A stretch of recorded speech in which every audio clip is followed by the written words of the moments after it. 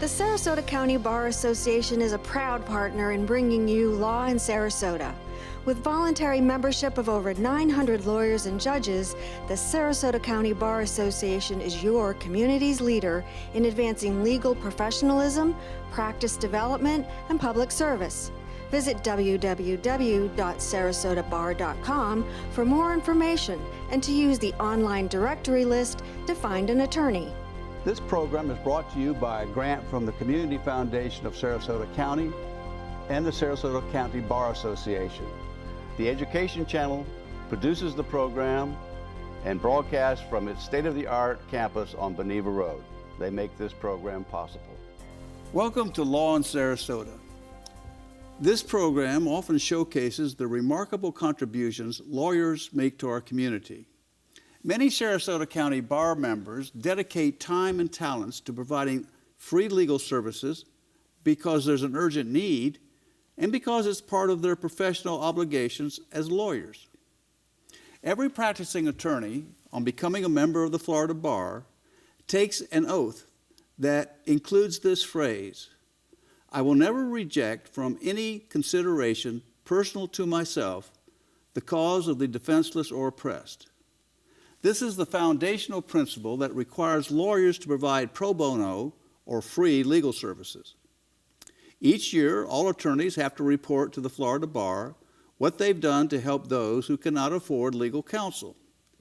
It's the profession's project to provide access to justice for all. In Sarasota, the main legal organization is Legal Aid of Minnesota. They're good. They provide enormous support for the indigent, but the demand is overwhelming, especially in South Sarasota County. An attorney in Venice saw a critical need to supplement this service offered by Legal Aid of Minnesota, so she started her own legal aid program. She named it Seneca Legal Services, and it was a formidable undertaking. It's a remarkable story of how one lawyer's initiative, energy, and creativity can improve the lives of many. She does the work herself, together with the help of the team of volunteer attorneys that she's recruited. For those in her service area, she offers free advice and assistance for clients who don't understand the law or who cannot afford to protect their rights. The founder of Seneca is Evelyn Moya, and she's our guest today. Welcome, Evelyn. Thank you, Judge. Thanks for the invitation. So whatever possessed you to start your own legal services program? Actually, it was just a very simple response to the question from our bishop in regards to the unmet legal needs of the communities in Venice, Englewood, and Northport. So you have an association with the Catholic Church? Yes, we do, yes. And that's the parish? The Diocese in Venice, yes. Mm-hmm. Okay. And the question was, what do you think the Catholic lawyers could do for these people? And I said, sure, we can help them. Okay. You really didn't know what you're getting into, did you? So you formed a 501c3. Yes, we did. Mm-hmm. Which is a corporation that allows you to accept donations and tax benefits for the donors. Right. Yes. So you do accept donations? Yeah, we do. In fact, I beg for it. Do you get any federal money? We don't. We are not funded by any public sources, none from the cities, none from the state, and certainly not from the federal government. Okay, because there's something called the Legal Services Association, mm-hmm. but they don't give it to you because you have certain religious requirements or not really concerns. Okay, well, tell me about this. How does somebody get to be a client of Seneca? Okay, first they have to meet their eligibility guidelines, or our eligibility guidelines include residency in Venice, Englewood, and Northport within South Sarasota County, because we do understand one of those cities are in Charlotte County. Kind of south of Blackburn Point Road, is that generally true? Even further. Further than that? Even further, okay. Yes. However, we also serve clients who may reside in these three cities if they are involved in a case in Arcadia, which is DeSoto County. So we make exceptions for that. Essentially, what the group of individuals that we need to serve are those that we identified as the working poor. Not poor enough for traditional legal aid, like Legal Aid of Minnesota. And are asset limited, income constrained, and of course, are employed. So this is the working poor. And you have also provided a lot of pro bono services for Legal Aid of Minnesota. So I know you're acquainted with what they require to be qualified for their services. So what does Legal Aid of Minnesota require, and what do you require for your program? How is it different? Well, we know that our indigent standard is a lot higher than traditional legal aid providers. In fact, I believe it's one of the highest in the state of Florida. How is that calculated? It calculates to an income within 250% of federal poverty guidelines. For 2021, for an individual, it will be $12,800. It's an individual who works. So going into the 250% level, that will, eventually really allow this person to access our services. So how did you pick the name Cenacle? Actually, it came from the symbolism from the word cenacle, which scripturally was the upper room where the Last Supper was held. Okay, but you accept clients regardless of their religious affiliation or ethnics or... Right. Judge, we do not, we don't qualify them based on age, race, ethnicity, religion, disability. We don't even ask them about social security numbers or their position with the American government as far as their presence in the country is concerned. Okay. So where do you get the referrals? How do people even know about Cenacle? We do have a website, and by the way, that was created by a volunteer student from Cardinal Mooney.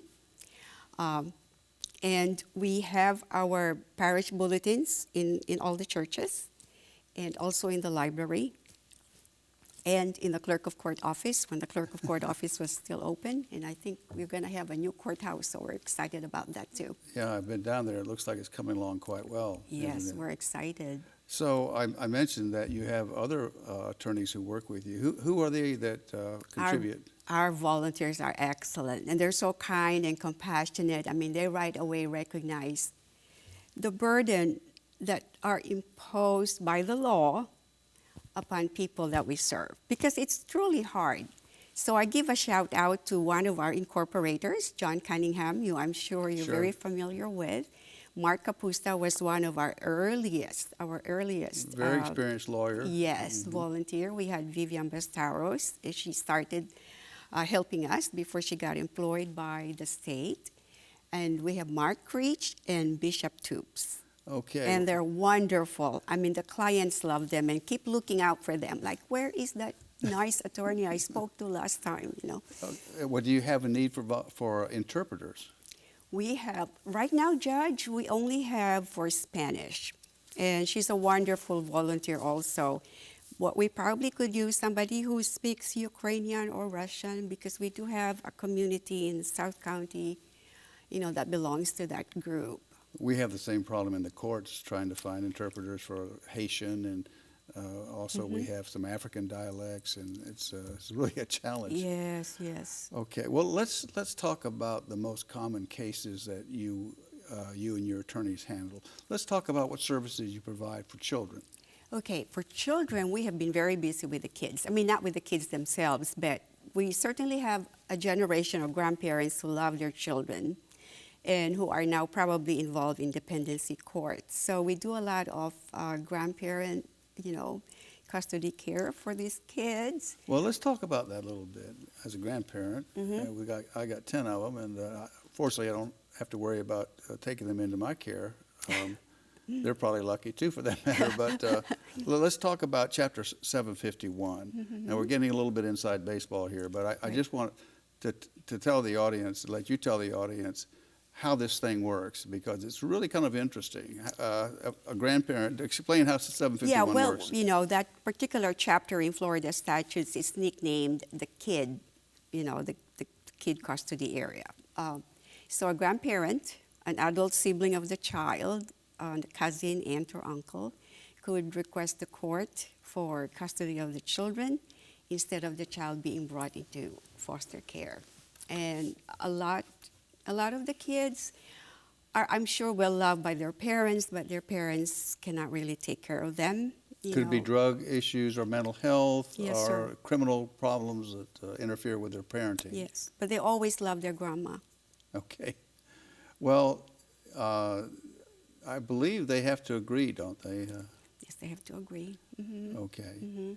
Have you had occasion to do any termination of parental rights petitions?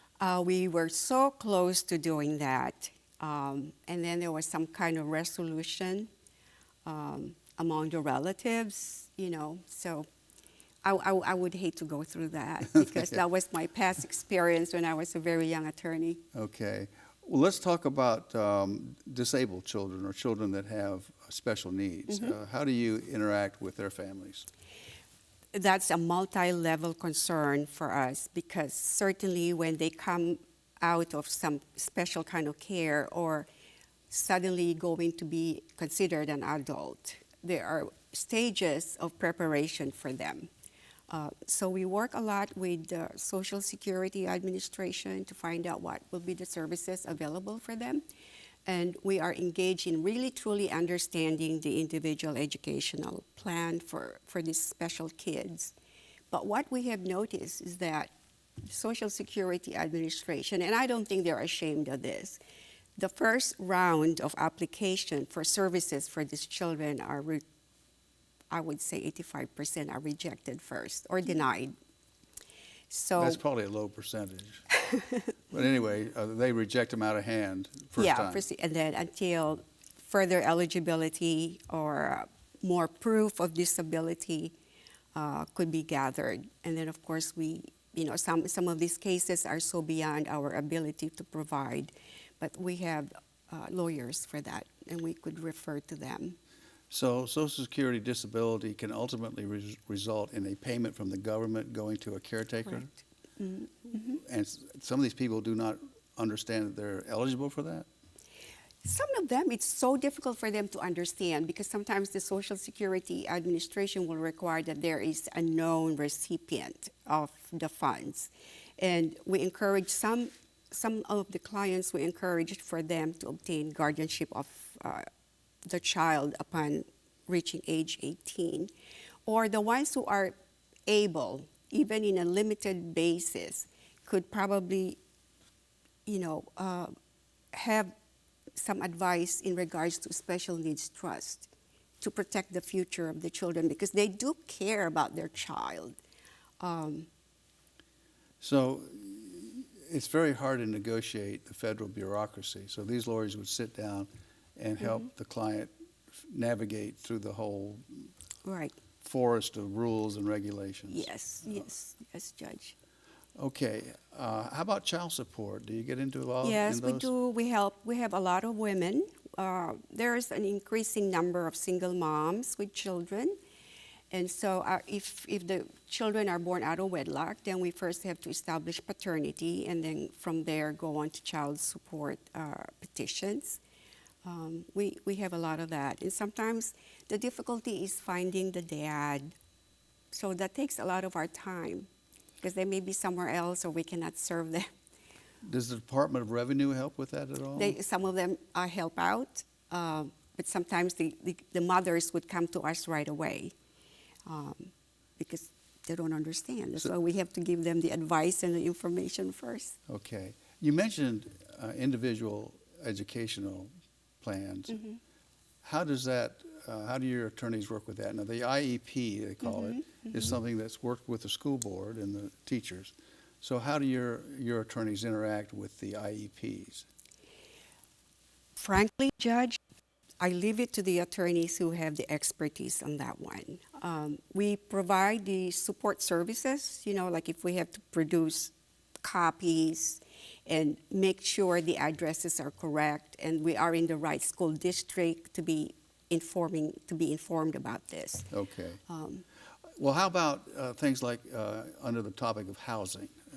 How do you assist people that have housing needs? It's not all about non-payment of rent, but certainly a lot of eviction cases, sort of. And I would refer to this one special case that I remember so well. Well, tell me about it. She really had no voice because she had tracheostomy. And so she was brought in by her neighbor, who first called us. And I said, well, I cannot talk to you about what your neighbor needs. Well, she can't talk, ma'am. I need to bring her to your office. And I met the lady. And she had the eviction notice from the landlord about violating the lease. And so I looked at the lease, and it really was so simple. She was harboring 4 stray cats when only 2 pets are allowed per unit. And I said, well, we should act quickly here, but where would you want to live? I really need to live with my cats. Where can we, I need more time to find you alternate housing. How was she communicating? Writing on her spiral notebook. Everything was written down. Okay. She was lovely. She was truly, truly lovely. So then we got more meetings with her, and I was able to communicate with the higher-ups of the property owner, which was based out of state. And every time I say I'm a pro bono attorney, they suddenly get so soft-hearted. Said, sure, how much grace time do you want? I said, please don't do anything right now. Let me just find her alternate housing, or maybe she can give up 2 of the cats. Because she had a good payment record. She was a good tenant. So here she tells me, that's all the family I have. Oh. She didn't want to give the cats. So mental counseling came in, because I was a former nurse. And I said, what is it about the cats? I don't want them destroyed. So we had to go look for a no-kill shelter. She can stay in the apartment and keep 2 cats. Did you find one? Yes. Manatee doesn't. Don't they have one? There's one in Venice. Is there in Venice? Mm-hmm. Okay, that's a great story. Mm-hmm. So you found other housing for her? We didn't have to find her housing because she stayed. She got rid of the cats? She got rid of the cats. It was like Sophie's Choice. Okay. Feline version. Okay. All right, let's talk about elder law. How do you interact with the older folks? Love them. Love them. Some of them cannot really even drive anymore, so they are taken in by this cat bus. I mean, I'm talking about before 2020 pandemic. We have a very small office, and then sometimes they get picked up by a neighbor who comes in too early before we could even finish the consultation.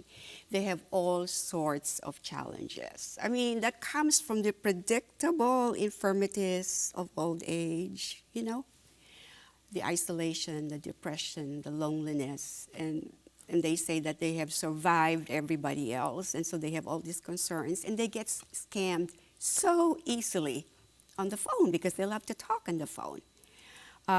So apart from the ones that come to the office to have their written wills from New Hampshire checked out, which is very, very nice because we have ready attorneys to help with those. There are the ones who say, well, somebody put a lien on my house. I didn't even know about it. Oh, goodness. So we have to do the papers for that, the objection to the lien, and then find out that we really could take it off, because they paid and the work was never done. And we have several cases of that. Either it's plumbing or air conditioning, or some older adult child staying with them temporarily as they recover from hip surgery, and then the unkind neighbors will report that, our client harbors another adult. So what kind of adult scams have you seen them being subject to, as victimized? Easily with the prepaid cards or the, and could I mention the company? Sure. Oh, T-Mobile was very harsh on one of our clients. They kept charging when she had already told them, I don't want your service anymore, but they kept taking the payment out of her Walmart card. So it took us a long time to clear that out. Do you get involved with pre-need guardianships? Yes, that's one of our pet projects, Judge. And it really came about because we have our mother's house very close to our office. Mm-hmm. So they have 27 apartments there, I believe, individual units for the moms who have 1 or 2 children below the age of 3. And they're allowed to live there for like 24 months consecutive, as long as they follow the rules. So about 2 years ago, maybe more like 3 years ago, one of the moms was killed in a car accident, leaving behind a 1.5-year-old child. And there was no other paper, no will, no nothing. So when she died, the facility called and said, we've had a lot of people come claiming to have custody of the child. So it became like a legal challenge for the facility.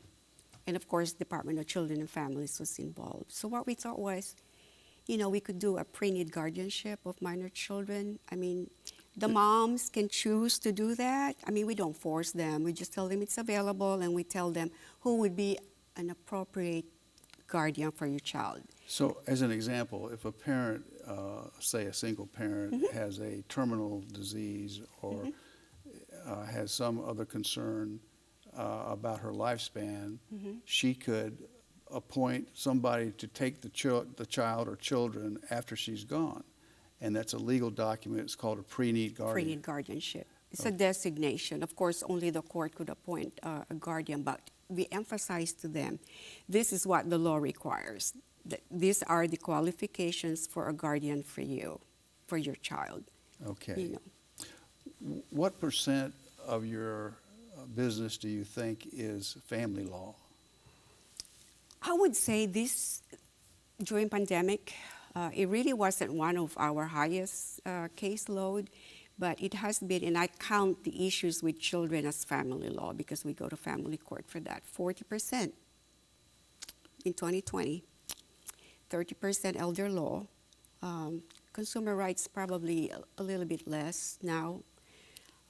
Consumer rights includes what kind of type? Indebtedness. Judge, it's so difficult to negotiate a payment plan for medical bills. So you'll work with the hospitals or the We try. provider? We haven't been successful. Yeah, I've often wondered why they charge so hard when they don't have any chance of recovery, but maybe that's their requirement. And the other thing that we have to do for that is with credit card bills from, one of our old folks, and I looked at their expenses, it was mostly vet bills because they love their pets. Okay. So we do that, and we deal with the creditors, and of course the debt, is sold from creditor to creditor. So we have this Rolodex of, every 6 months we have to notify them that we represent this particular client. So if you're doing family law, you're probably doing a fair bunch of paternity actions. Paternity actions and final judgment after dissolution of marriage. And with people get divorced and they realize they got issues that are after that, so a lawyer has to come in and represent them and try to straighten it out. Yes. I've served several rotations in family as a bench as a judge, and it's amazing the number of unrepresented clients that come in with really very poorly drafted settlement agreements, and the judges will tell them, you really need to go to a lawyer to have this work, done out. They say no, but they come back in 6 months later, and it takes 3 times the time and the money to unravel the mess that they've made of it. Yes. So that's one area that lawyers can really benefit by just reviewing the settlement agreements and saying, you should not do this because you're just buying a headache. So, well, let's talk about what community resources are available that you rely upon. You mentioned Our Mother's House. What is that? Our Mother's House is a residential facility for single moms with children below the age of 3. So apart from the pre-need guardianship documents that we prepare for them, some of them would request like a power of attorney for, for the child, because it could be somebody, an older sibling in another state, something like that. Or their advance directives. I mean, some of them have. What's an advance directive? A lot of our audience may not know. Where they could say how their end of life would be handled. Very valuable document because it tells judges and doctors what the plan is for the person who's looking at end of life situation. Yes. Right. Well, tell me about Angels Care Project. Oh, that's the pre-need guardian. Yeah, that's what we called it. Yeah, our board director Bonnie Polk gave that name. Well, yes, Ms. Polk's quite a fine lawyer too. So let's talk about your normal business hours. You say you have a small office. Small office, everything is done by appointment. I mean, if they have to consult with an attorney, I organize the schedule so that our volunteers don't feel like I'm abusing them with the number of appointments I put in one day. We do reserve the last Friday of the month for late appointments to allow some of the folks to come in after work. Mr. John Cunningham, he drives from St. Petersburg. Oh, and by the way, he got the President's Pro Bono Award from Clearwater Bar. Good for him. Because he works for them too. He's done great work for a lot of folks here in Sarasota and Manatee County, I believe. So let's talk about the subject of how you get your money. Initially, it came from heaven. No. It came from heaven. Okay, but you do get donations from community foundations.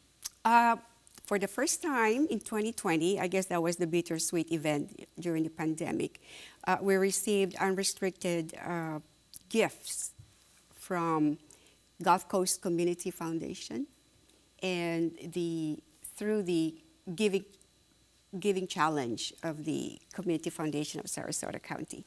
Otherwise, it's all from our generous supporters. Well, I'm going to ask the producers to put your website and your phone number on the screen at some point, and then anybody wants to assist you with that, they certainly can do so. Well, that's all we have time for today. I think you can see that Senecal Legal Services is an extraordinary example of a local attorney who dedicates time and expertise to helping members of our community access justice. Ms. Moya does this on a shoestring, free to clients, relying on donations and caring volunteers. It's truly a selfless dedication, one that brings honor to the legal profession and shows that lawyers are not all entirely about the money. Thank you, folks, for watching, and thank you, Evelyn, for coming here and sharing your time, and thank you for all you're doing for the people that need legal services but can't afford it. Thank you.